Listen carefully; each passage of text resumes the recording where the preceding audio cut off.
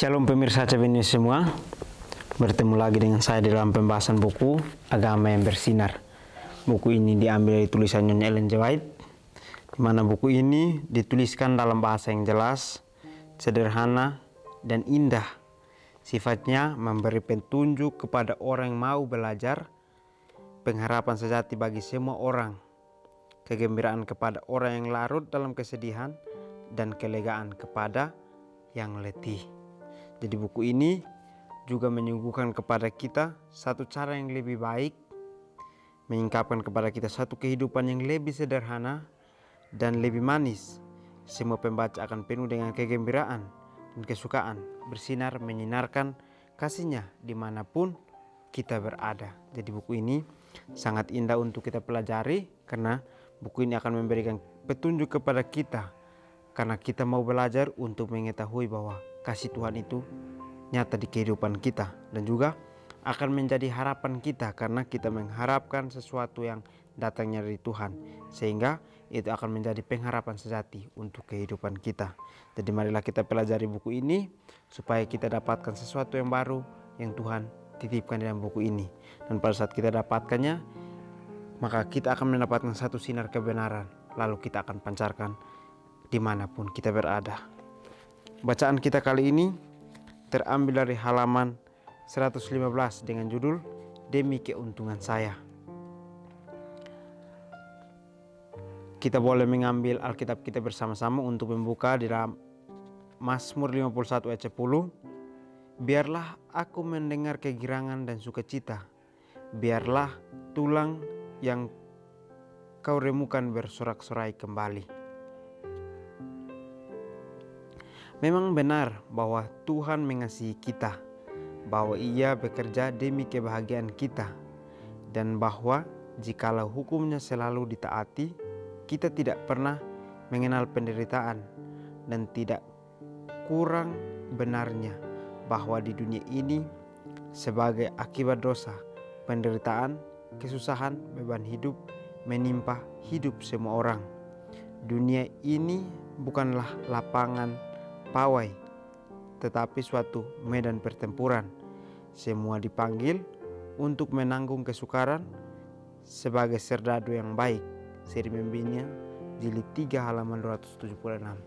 Baik, pelajaran kita kali ini sangat menarik ya. Dari judulnya saja kita ketahui bahwa Tuhan itu memberikan kita satu peraturan, bukan untuk melarang kita, tetapi itu untuk merubah kita. Dan pada saat kita dapat dirubah melalui peraturan Tuhan, maka itu akan menjadi keuntungan untuk diri kita sendiri, bukan keuntungan buat orang lain. Jadi biarlah aku mendengar kegirangan dan sukacita. Jadi pada saat Tuhan memberikan kita hukum itu untuk kita pelajari, maka kita akan harus senang dan gembira, karena hukum itu akan menuntun kehidupan kita menjadi hal yang lebih baik, sehingga kita boleh berubah untuk mendapatkan sesuatu hal yang baru. Dan biarlah tulang yang kau remukan bersorak-sorai kembali, atau kerja keras kita dengan apa yang kita lakukan untuk mengetahui akan Tuhan, boleh kita kerja keras untuk temukan itu, sehingga pada saat mungkin kelelahan kita sudah kerja dengan keras sehingga kita lelah, tetapi pada saat kita temukan itu, kita bisa bersorak-sorai kembali. Jadi kita akan mendapatkan satu sukacita, satu kegembiraan, di mana pada saat kita menemukan Yesus ada dalam kehidupan kita. Jadi semua manusia ingin supaya Yesus ada dalam dirinya, tetapi bagaimana kita harus mencari Dia. Karena pada saat kita mencari Dia, kita mengikuti jalannya, maka itu adalah keuntungan dalam hidup kita. Memang benar bahwa Tuhan mengasihi kita. Jadi Tuhan sangat mengasihi kita. Dia juga bekerja demi kebahagiaan kita, atau Dia mau setiap hari mengirim Roh Kudus untuk memberitahu kita bahwa Dia mau supaya kita boleh hidup bahagia. Jadi Tuhan itu tidak pernah berhenti kasihnya untuk memberitahukan kepada kita. Dia mau supaya kita semua bisa bahagia dengannya. Dan bahwa jikalau hukumnya selalu ditaati, kita tidak akan pernah mengenal penderitaan. Jadi menarik ya, dimana di sini dikatakan bahwa dia beri hukum, dan pada saat hukum itu ada, kita harus taati. Karena pada saat kita taati, kita tidak akan pernah gagal.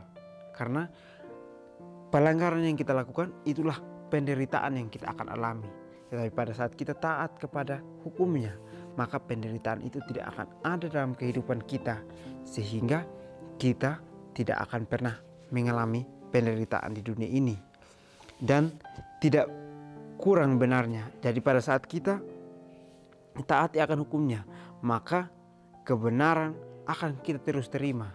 Dan kebenaran itu tidak akan berkurang pada saat kita menuruti hukum.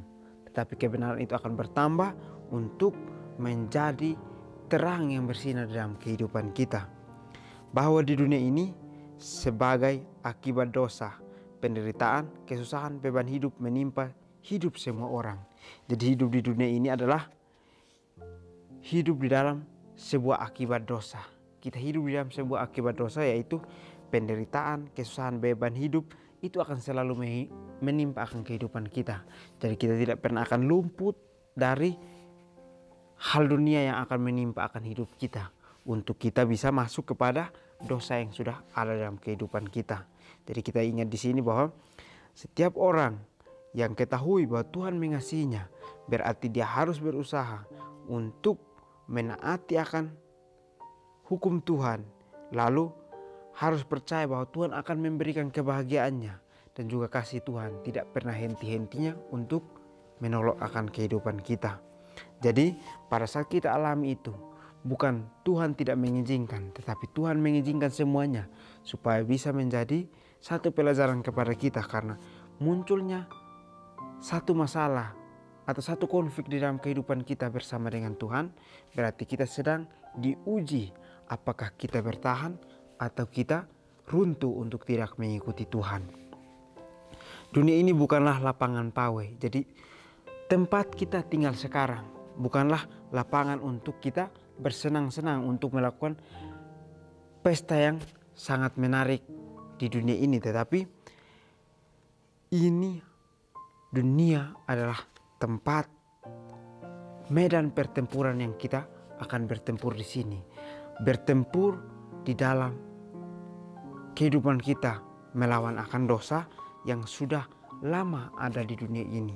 Jadi medan pertempuran ini kita akan harus bisa kalahkan dengan cara kita harus bisa untuk lebih percaya kepada Tuhan, untuk lebih percaya bahwa Dia yang sanggup untuk menolong kita untuk keluar dari dunia ini yang sangat berdosa. Jadi semua orang pasti ingin untuk keluar dari satu tempat di mana tempat itu sangat gelap. Jadi dia akan mencari terang untuk keluar, untuk mendapatkan satu cahaya, untuk dia bisa melihat bahwa Tuhan itu luar biasa. Jadi kita semua pasti ingin supaya di dunia ini kita masih dalam peperangan atau pertempuran dengan dosa-dosa, kita boleh selamat karena Tuhan menyertai kita. Tuhan memberikan kita kesanggupan untuk keluar. Jadi semua dipanggil untuk menanggung kesukaran sebagai serdadu yang baik.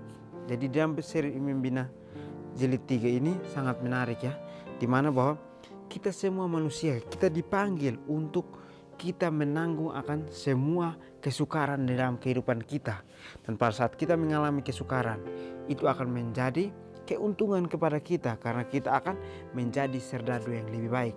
Karena kita akan belajar bagaimana kita berserah kepada Tuhan, bagaimana kita tidak mengandalkan akan diri kita, tetapi kita lebih berserah untuk lebih dekat kepada Tuhan, untuk Tuhan yang memimpin akan kehidupan kita.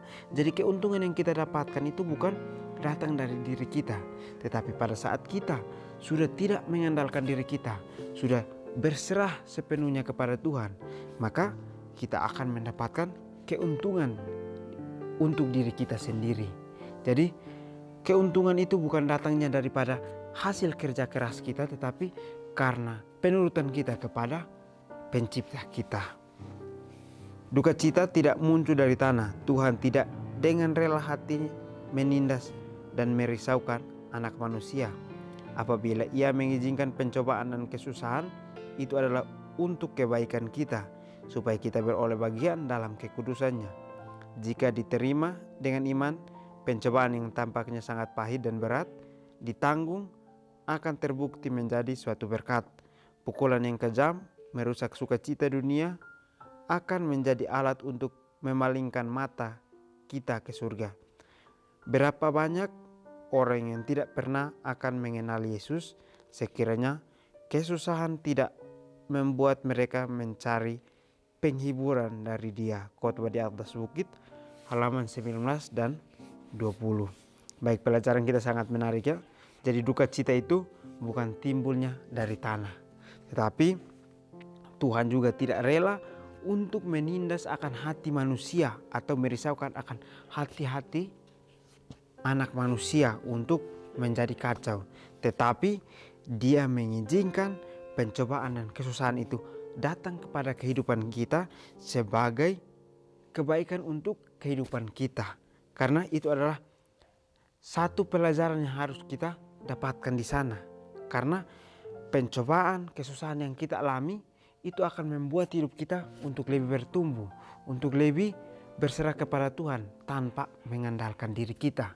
Karena pada saat tidak ada pencobaan dan kesusahan, maka kita selalu berpikir bahwa diri kita sanggup untuk melakukan sesuatu yang di luar nalar kita. Tetapi kita ingat di sini bahwa Tuhan mengizinkan pencobaan dan kesusahan itu adalah untuk kebaikan diri kita sendiri.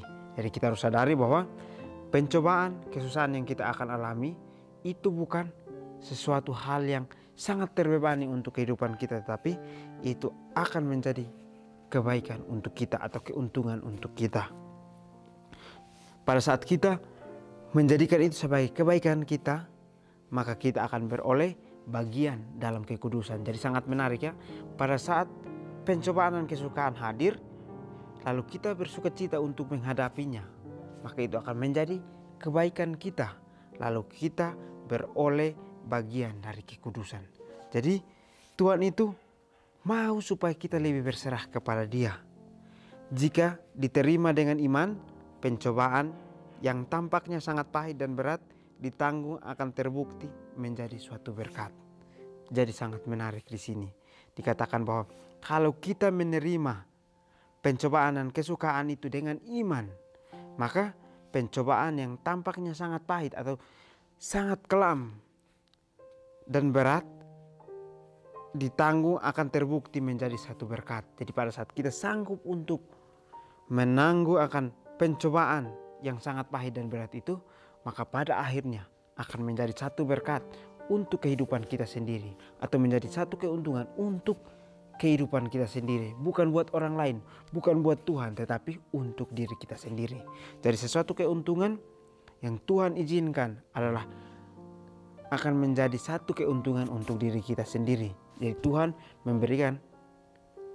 Tuhan mengizinkan cobaan dan kesusahan itu hadir supaya kita boleh memperbaiki diri kita untuk bisa menjadi manusia yang mengandalkan Tuhan. Dan pada saat cobaan kesusahan datang, kita boleh sanggup untuk menghadapinya, supaya pada akhirnya cobaan dan kesusahan itu menjadi satu berkat.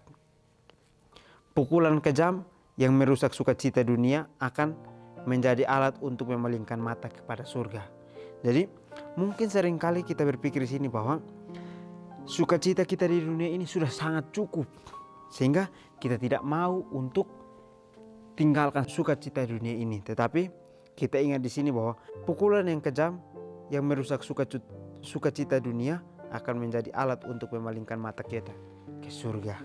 Jadi sukacita kita di dunia harus kita hilangkan atau kita rusaki pada saat kita hidup dengan Tuhan, supaya kita lebih berpaling hanya kepada pandangan kita ke surga, bukan pandangan kita kepada sukacita dunia. Karena sukacita yang kita dapatkan di dunia hanya sementara, tetapi akan hilang. Tetapi pada saat kita mendapatkan sukacita di surga, maka itu akan menjadi sukacita selama-lamanya di dalam kehidupan kita. Berapa banyak orang yang tidak pernah akan mengenal Yesus sekiranya kesusahan tidak membuat mereka mencari penghiburan dari Dia. Jadi orang yang tidak pernah mengenal Tuhan, mereka juga tidak akan pernah mencari Dia atau mencari Yesus, karena kesusahan tidak membuat mereka untuk mencari Dia, karena mereka akan berusaha untuk mencari sesuatu yang bisa untuk mereka bertahan hidup, karena mereka tidak kenal Tuhan sehingga mereka tidak datang kepada Tuhan. Tetapi kita sekarang ini yang mengenal Tuhan, maka kita harus menghadapi kesusahan itu dengan cara kita mencari Tuhan, mencari Dia yang sanggup memberitahu kita bahwa hikmatnya untuk berjalan bersama Dia itu seperti ini adanya. Jadi orang yang berjalan bersama dengan Dia berarti dia harus serahkan hidupnya sepenuh kepada Tuhan. Karena pada saat kita serahkan hidup kita kepada Tuhan, maka Tuhan akan membuat hidup kita untuk lebih memahami, lebih mengerti akan setiap ucapan Roh Kudus yang hadir dalam hati kita, sehingga kita sanggup untuk memilih mana yang baik dan mana yang tidak harus kita lakukan dalam kehidupan kita.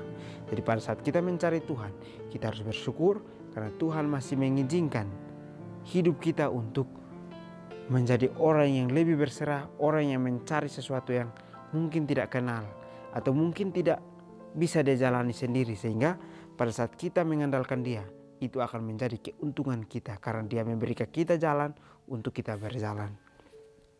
Cara yang benar menghadapi kesukaran bukan dengan berusaha melarikan diri daripadanya, tetapi dengan mengubahnya. Yang menyakitkan itu haruslah sifat yang lebih rendah, yang menyeberangi sebagaimana adanya keinginan-keinginan dan kecenderungan-kecenderungan alami. Tetapi rasa sakit dapat dihilangkan oleh kesukaan yang lebih besar. Seri Membina jilid 3 halaman 277. Baik, di akhir pelajaran kita sangat menarik, dikatakan bahwa cara yang benar menghadapi kesukaran itu adalah bukan berusaha untuk melarikan diri kepadanya, tetapi bagaimana kita berserah meminta pertolongan daripada Tuhan. Karena pada saat kita mengalami kesukaran baru kita mencari Tuhan, berarti kita hanya mau diselamatkan karena keinginan kita. Tetapi pada saat kita menghadapi kesukaran, marilah kita berserah untuk meminta bahwa Tuhan akan membantu kita untuk menghadapi semuanya. Jadi bukan kita melarikan diri untuk Tuhan mengubahnya secepat mungkin, tetapi kita harus menghadapinya dan juga berserah untuk kita boleh merubah akan kehidupan kita sendiri, atau kita dapat diubah. Karena mungkin kita langsung datang kepada Dia lalu Dia memberikan jalan langsung kepada kita, mungkin kita masih ada rasa keegoisan atau rasa mementingkan diri kita sehingga kita tidak dapat berubah. Tetapi pada saat ini dikatakan bahwa bukan berusaha melarikan diri padanya, tetapi dengan mengubah kehidupan kita untuk menjadi manusia yang lebih baik. Yang menyakitkan itu haruslah sifat yang lebih rendah. Jadi sebenarnya yang menyakitkan itu bukanlah kedagingan kita, tetapi bagaimana kita ketahui bahwa sifat kita yang lebih rendah yang harus kita rasa bahwa itu adalah yang menyakitkan. Karena pada saat kita ketahui bahwa yang menyakitkan itu adalah sifat yang paling rendah, maka itu bisa kita habiskan atau kita bisa membuat sifat yang lebih rendah itu untuk hilang selamanya. Jadi sifat yang lebih rendah seringkali kita buat jadi sifat yang lebih tinggi, sehingga kita terus untuk membuatnya menjadi hal yang terpenting di dalam kehidupan kita. Tetapi firman Tuhan kembali lagi mengatakan bahwa yang menyakitkan itu haruslah sifat yang paling rendah, yang menyeberangi sebagaimana adanya keinginan-keinginan, kecenderungan-kecenderungan yang dialami. Tetapi rasa sakit dapat dihilangkan oleh kesukaan yang lebih besar. Dari semuanya yang kita alami, yaitu keinginan-keinginan kita dan kecenderungan-kecenderungan alami yang akan kita hadapi, itu akan terasa sakit adanya. Tetapi yang dapat dihilangkan adalah pada saat kita mendapatkan satu kesukaan yang lebih besar yang Tuhan titipkan dalam kehidupan kita.